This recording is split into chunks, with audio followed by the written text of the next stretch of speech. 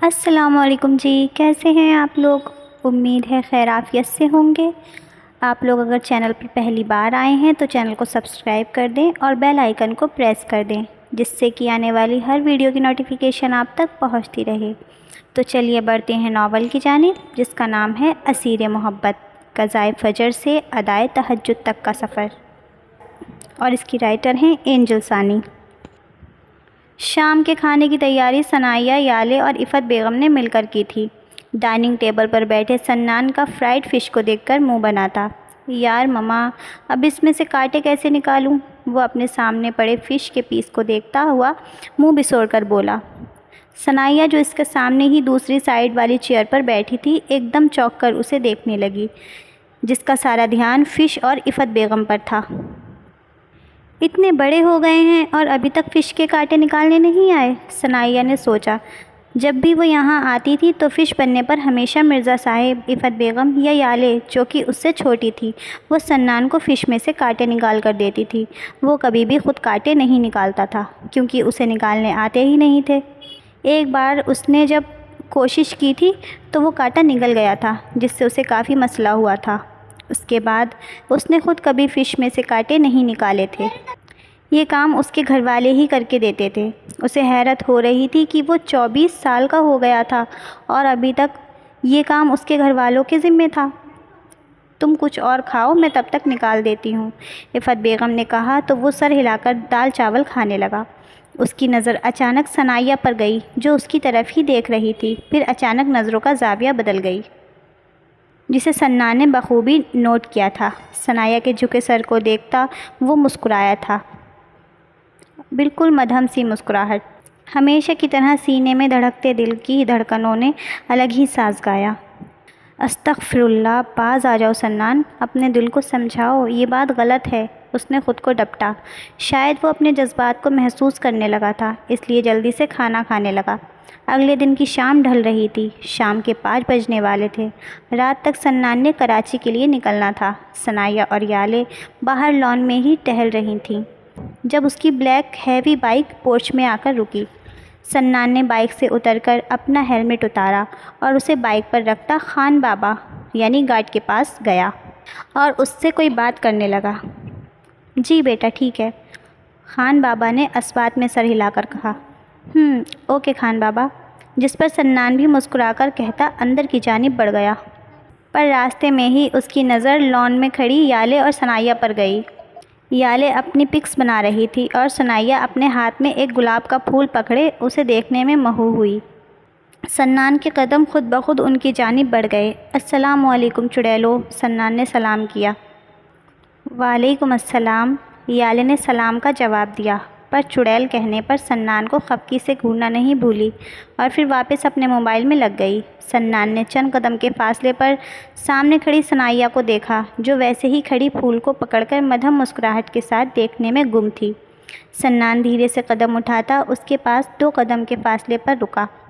مسلمان ہونے کے ناطے سلامتی بھیجنا فرض ہے، وہ ثنائیہ کو دیکھتا ہوا بولا۔ ثنائیہ نے چونک کر ایک دم اسے دیکھا۔ جی سنان بھائی، وہ نہ سمجھی سے بولی تو سنان نے بغور اسے دیکھا۔ پھول سے باتیں کر رہی تھی نا تم؟ سنان نے سوال کیا تو ثنائیہ نے حیرانگی سے اسے دیکھا۔ اسے کیسے پتہ چلا کہ وہ پھول سے باتیں کر رہی تھی؟ اس نے سوچا۔ نہیں سنان بھائی، میں بس دیکھ رہی تھی، وہ نظریں جھکا کر بولی اور خود کو ملامت بھی کی اس وقت پر جب پھول کو دیکھتے ہوئے اسے احان کا خیال آیا اور پھر وہ اس کے بارے میں ہی دل میں باتیں کرنے لگی۔ نظریں تو تم ایسے چرا رہی ہو جیسے میں تمہاری چوری پکڑ لوں گا، جو کہ میں پہلے ہی پکڑ چکا ہوں، سو اب تم میری طرف دیکھ کر بات کر سکتی ہو، سنان نے نارملی انداز میں کہا۔ ثنائیہ نے گھبرا کر اسے دیکھا۔ وہ میں کیوں ایسا کروں گی؟ میں نے کوئی چوری تھوڑی کی ہے، میں تو بس دیکھ رہی تھی، کیا پھولوں کو دیکھنا گناہ ہے؟ اس نے سنان کو گھورتے ہوئے کہا۔ سنان مسکرایا اس کے اس انداز پر۔ میں نے کب کہا کہ گناہ ہے؟ بھائی تم دیکھو یا پاگلوں کی طرح ان بے زبان پھولوں سے باتیں کرو، مجھے کیا؟ میں نے تو بس یہ کہا تھا کہ سلام کا جواب دینا مسلمان پر فرض ہے اور تم نے مجھے میرے سلام کا جواب نہیں دیا تھا، سنان کندھے اچکا کر بولا۔ ثنائیہ سلام کا جواب نہ دینے پر شرمندہ ہوئی۔ سوری سنان بھائی، میں نے نہیں سنا تھا، وہ شرمندہ سی بولی۔ سنان کی نظریں اس کے چہرے پر جمی تھیں، اور رہی بات اس پھول کی، وہ اب اپنا رخ گلاب کے پودے کی طرف کرتے ہوئے مدھم آواز میں بولی۔ ہر احساس کا تعلق دل سے جڑا ہوتا ہے، چاہے وہ محبت کا ہو، نفرت کا ہو، ہمدردی کا ہو، عزت کا ہو یا کسی کی خاموش گفتگو کا۔ کسی کی خاموشی کو دل سے سننا بھی ایک احساس ہے۔ جب انسان دل سے محسوس کرنے لگے تو اسے ہر بے زبان بولتا ہوا محسوس ہونے لگتا ہے۔ یہ پھول بھی بولتے ہیں، بس محسوس کرنے کی بات ہے۔ جب آپ محسوس کریں گے تو آپ کو بھی ان کی خاموش گفتگو سنائی دے گی، کیونکہ ہر گفتگو کو سننے کے لیے کانوں کی ضرورت نہیں ہوتی، بعض دفعہ بس محسوس کرنا ہوتا ہے، اور پھر ہمیں بھی بے زبان بات کرتے ہوئے نظر آتے ہیں۔ سنان ایک پل کے لیے بھی اس پر سے نظریں نہیں ہٹا سکا تھا۔ وہ اس کے چہرے کی مدھم مسکراہٹ، جھکی پلکیں اور اس کا بار بار اس گلاب کے پھول کو ہاتھ لگانا بغیر پلکیں جھپکائے بس دیکھ رہا تھا۔ ہائے، میں مر نہ جاؤں۔ مس معصومہ تو سچ میں مس معصومہ ہی ہیں، کتنی پیاری باتیں کرتی ہے، بالکل اپنی طرح، وہ دل ہی دل میں بولا، اور پھر فوراً ہوش میں آیا۔ میں بھی۔ خیر، میں کہنے آیا تھا کہ چلو تم دونوں کو کہیں باہر لے چلتا ہوں۔ 10 بجے تک میں نے کراچی چلے جانا ہے، تو وہاں سے واپسی ہو سکتا ہے 1 ہفتے بعد ہو۔ سنان کندھے اچکا کر کہتا یالے کی طرف مڑا۔ ہائے بھائی، کیا سچ میں؟ یالے موبائل ٹیبل پر رکھتی آنکھیں پھاڑ کر بولی۔ ہاں جی، چلو جلدی سے ماما کو بتا دو اور ان سے پوچھ بھی لو ساتھ چلنے کے لیے۔ میں 15 منٹ تک آیا، پھر چلتے ہیں، وہ کہتا ہوا واپس باہر کی جانب بڑھ گیا۔ سنان نے پہلے ان دونوں کو آئس کریم کھلائی۔ کھانا کھانے سے ان دونوں نے انکار کر دیا تھا۔ عفت بیگم گھر پر ہی تھیں۔ سنان فرنٹ سیٹ پر بیٹھا تھا، جبکہ یالے اور ثنائیہ پیچھے والی سیٹ پر تھیں۔ اب کیا گھر چلیں؟ سنان سیٹ پر بیٹھا چہرہ پیچھے کرتا ہوا ان سے بولا۔ وہ دونوں اس وقت عبائے میں ملبوس تھیں۔ اتنی جلدی؟ ابھی تو ہم نے گھوما ہی نہیں، آدھا گھنٹہ سارا ہوا ہے آئے ہوئے، یالے منہ بنا کر بولی۔ یار، پارک گئے تھے نا، وہاں لائٹ کا ایشو تھا، اس وجہ سے وہ بند تھی، تو میرا کیا قصور اس میں؟ سنان نے وجہ بتائی۔ ثنائیہ ان دونوں کو باری باری دیکھ رہی تھی۔ اس کا اپنا دل نہیں تھا ابھی گھر جانے کا، پر وہ کہہ نہیں پا رہی تھی۔ اچھا منہ نہ بناؤ تم دونوں، ایسا کرتا ہوں تم دونوں کو شہر کی سیر کرواتا ہوں، ٹھیک؟ پھر 1-1.5 گھنٹے تک گھر چلیں گے، ڈن؟ سنان ان دونوں کو دیکھتا ہوا بولا۔ ڈن، وہ دونوں ایک ساتھ چہک کر بولی۔ لہجوں میں واضح خوشی در آئی تھی۔ سنان بھی ان کے اس طرح چہکنے پر مسکرایا اور گاڑی سٹارٹ کی۔ سنان ایسے ہی کار کو سڑکوں پر چلا رہا تھا، جبکہ وہ دونوں اندر بیٹھی ارد گرد کی دکانیں اور شاپنگ مالز وغیرہ دیکھ رہی تھیں۔ ان دونوں کی طرف سے کار کا شیشہ کھلا ہوا تھا، جس سے وہ باہر کے منظر کو بہت خوشی سے دیکھ رہی تھیں۔ یالے باری باری اسے کسی دکان وغیرہ کی طرف اشارہ کرتی، کچھ بتاتی تو وہ اچھا کہہ دیتی، اور سنان ہر تھوڑی دیر بعد بیک ویو مرر سے ان دونوں کو کم بلکہ ثنائیہ کو زیادہ دیکھ رہا تھا۔ ہر طرف اندھیرا چھانے لگا تھا۔ چلو اب گھر چل رہے ہیں ہم، جب میں کراچی سے واپس آؤں گا تو دوبارہ گھمانے لے جاؤں گا، سنان نے کہا تو ان دونوں نے اسبات میں سر ہلایا۔ بھائی، پر جانے سے پہلے ہمیں وہاں سے گول گپے کھلائیں جہاں سے ہم اکثر کھاتے ہیں، اور بہت ساری چیزیں بھی دلوائیں۔ آپ چلے جاؤ گے تو چیز کس سے منگوائیں گے ہم؟ یالے نے نیا آرڈر دیا۔ تو 1 ہفتہ چیز کھائے بغیر کون سا مر جانا ہے تم دونوں نے؟ جب دیکھو بس کھاتی رہتی ہو، کھاتی رہتی ہو، سنان نے شرارت سے کہا، جبکہ وہ دونوں آگ بگولا ہو گئی تھیں۔ تو سنان بھائی، کیا آپ ہر وقت ہمارے کھانے پر نظر گاڑے رہتے ہیں؟ ثنائیہ آنکھوں کو چھوٹا کرتی بولی۔ ہاں، بس اب رہ ہی تم دونوں چڑیلوں کا کھانا گیا ہے جس پر میں نظر رکھوں، سنان نے مسکراہٹ دبا کر سنجیدگی سے کہا، اور سیٹ کی پشت پر بازو نکال کر ان کی طرف پلٹا۔ پر ان دونوں کی گھوری دیتی آنکھوں کو دیکھ کر اس کی ہنسی چھوٹ گئی۔ ہا ہا ہا، ارے بھائی ایسے نہ دیکھو مجھے، معصوم سا بندہ ہوں، تمہاری ان چڑیلوں جیسی خونخوار نظروں سے مجھے ہارٹ اٹیک بھی آ سکتا ہے، وہ ہنسی ضبط کرتا ہوا بولا۔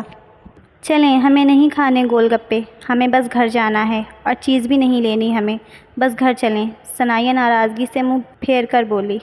ہاں بس گھر چلیں، آپ نے تو بس طعنے مارنے ہی شروع کر دیے ہیں، یالے بھی ثنایا کی تائید کرتی ناراضگی سے بولی۔ سنان نے ایک نظر یالے کو دیکھا اور پھر باہر دیکھتی ثنایا کو۔ اس کے چہرے پر نقاب تھا۔ سینے میں دھڑکتے دل کی دھڑکنوں نے الگ ہی ساز گایا، اور پھر دل میں اچانک اس کا غصے سے پھولا ہوا چہرہ دیکھنے کی خواہش جاگی، جو کہ ابھی تو ناممکن تھا۔ استغفر اللہ، سنان مرزا، تم اس طرح کب سے سوچنے لگ گئے؟ یا اللہ، یہ کیا ہو رہا ہے میرے ساتھ؟ وہ فوراً خود کو ڈپٹتا خیالوں سے باہر نکلا۔ اچھا یار، منہ کیوں پھلا رہی ہو تم دونوں؟ کھلاتا ہوں گول گپے بھی اور چیز بھی دلاتا ہوں، سنان نے مسکرا کر کہا تو ان دونوں نے ایک ساتھ اسے دیکھا۔ یہ ہوئی نا بات، چلیں پھر جلدی، یالے خوشی سے بولی اور ہنستے ہوئے ثنایا کے ہاتھ پر ہاتھ مارا۔ سنان ایک نظر پھر ان دونوں پر ڈالتا کار اسٹارٹ کر گیا، جو ایک سائڈ پر انہوں نے پارک کی ہوئی تھی۔ گول گپے کے اسٹال پر گاڑی پارک کرتا وہ باہر نکلا تھا۔ وہ گول گپے بنوا رہا تھا جبکہ ثنایا اور یالے کار کے کھلے شیشے سے باہر کے منظر کو دیکھ رہی تھیں۔ ہر طرف اندھیرا تھا۔ سڑک کے کنارے لگے بلب کے کھمبے پر جلتے چھوٹے سے بلب کی روشنی ان کی کار پر پڑ رہی تھی۔ ارد گرد دیکھتے ثنایا کی نظر سامنے ہی رک گئی تھی، جہاں ایک چھوٹی سی دکان کے باہر پرندوں کے پنجرے پڑے تھے۔ دکان پر لگے بلب کی روشنی ان پنجروں پر پڑ رہی تھی، جن میں رنگ برنگے طوطے تھے، کچھ سبز رنگ کے اور کچھ ان سے بہت چھوٹے، ایک چڑیا کے سائز سے تھوڑے سے بڑے تھے، پر ان کے رنگ بہت پیارے تھے۔ ثنایا کی نظر انہی پنجروں کے پاس پڑے ایک اور پنجرے پر گئی، جن میں سبز رنگ کے طوطے کا ایک چھوٹا سا بچہ تھا۔ اس کی نظر نہ جانے کہاں تھی، پر رخ ثنایا کی طرف تھا، تو اسے ایسا محسوس ہوا جیسے وہ ثنایا کو ہی دیکھ کر پنکھ ہلا رہا تھا۔ یالے، ثنایا نے فوراً پلٹ کر پاس بیٹھی یالے کو پکارا۔ یالے اسے دیکھتے ہوئے بولی۔ یالے، وہ دیکھو طوطے کتنے پیارے ہیں نا، مجھے ان میں سے ایک چاہیے یالے، پلیز پلیز، وہ یالے کا ہاتھ تھام کر منت بھرے لہجے میں بولی۔ کیا کرو گی یار، چھوڑو، یالے نے منہ بنایا اور منع کیا۔ پلیز یار، کتنے پیارے ہیں، بس ایک دلوا دو پلیز، میری پیاری بیسٹی نہیں ہو؟ وہ ویسے ہی منت کرتے ہوئے بولی تو یالے نے اسے دیکھا۔ بھائی پہلے تم خود کہہ دینا سنان بھائی سے، اگر وہ نہ مانے تو میں بھی منت کروں گی ان کی، ٹھیک ہے؟ یالے نے اس کی بات مناتے ہوئے کہا۔ ہاں ٹھیک ہے، وہ خوشی سے کہتی واپس اس پنجرے کو دیکھنے لگی جس میں وہ طوطے کا بچہ تھا۔ سنان گول گپے کی پلیٹ لایا اور یالے کی سائیڈ والے شیشے سے اس کو پکڑایا، پھر واپسی اپنی فرنٹ سیٹ پر آ کر بیٹھ گیا۔ اس کی نظر ان دونوں پر گئی جو اب اپنا نقاب اتار چکی تھیں۔ پھر اس نے ثنایا کو دیکھا جس کی گود میں گول گپے پڑے تھے، پر اس کی نظریں باہر تھیں۔ کیا ہوا؟ اس کی کار سے باہر ایک ہی طرف دیکھتا پا کر سنان نے پوچھا۔ سنان بھائی، ثنایا فوراً اس کی طرف دیکھتی انتہائی نرم لہجے میں بولی۔ سنان کو بس اس کے لہجے کی مٹھاس اپنے کانوں میں گونجتی ہوئی محسوس ہوئی۔ نظریں ہنوز ثنایا کے چہرے پر جم گئیں، جو مکمل واضح نظر تو نہیں آ رہا تھا، پر پھر بھی وہ اس کے چہرے اور اس کے چہرے کی رکی ایکشنز کو آسانی سے دیکھ پا رہا تھا۔ جی، سنان نے بھی اس کی طرح انتہائی نرمی اور محبت سے جواب دیا۔ سنان بھائی، وہ تھوڑا جھجک رہی تھی، جسے سنان نے بخوبی محسوس کیا۔ یالے نے ان دونوں کو دیکھتے ہوئے ایک گول گپا اپنے منہ میں ڈالا تھا۔ کیا وہ؟ سنان نے ہنوز اس پر نظریں جمائے آئی بروز اوپر کی طرف اٹھا کر پوچھا۔ وہ سنان بھائی، باہر، ادھر، وہاں، ثنایا نے انگلی سے اس طرف اشارہ کیا۔ وہاں بہت پیارے پیارے طوطے ہیں، وہ ہنوز سنان کو دیکھتے ہوئے مدھم آواز میں بولی تو سنان نے اس کے اشارے کے تعاقب میں دیکھا، جہاں اسے دکان کے باہر رنگ برنگے طوطوں کے پنجرے نظر آئے۔ اس نے چہرہ موڑ کر پھر ثنایا کی طرف دیکھا، جو نظروں میں ایک آس لیے اس کی طرف دیکھ رہی تھی۔ سنان بھائی، مجھے وہ چاہیے، پلیز ایک طوطا دلا دیں پلیز، وہ معصومیت سے پلکیں جھپکاتی ہوئی بولی، اور سنان کو اپنا آپ اس کی آنکھوں میں ڈوبتا محسوس ہوا تھا۔ دل نے پھر نئے طرح سے ساز گایا، جسے محسوس کرتے وہ مسکرایا۔ ہائے، میں مر نہ جاؤں، اتنی معصومیت، سچ میں مس معصومہ بن گئی ہے یہ تو، وہ دل میں بولا۔ میں آپ کو پیسے دیتی ہوں، وہ جلدی سے اپنا پرس ڈھونڈتے ہوئے بولی۔ نہیں تم رہنے دو، میں لے کر آتا ہوں۔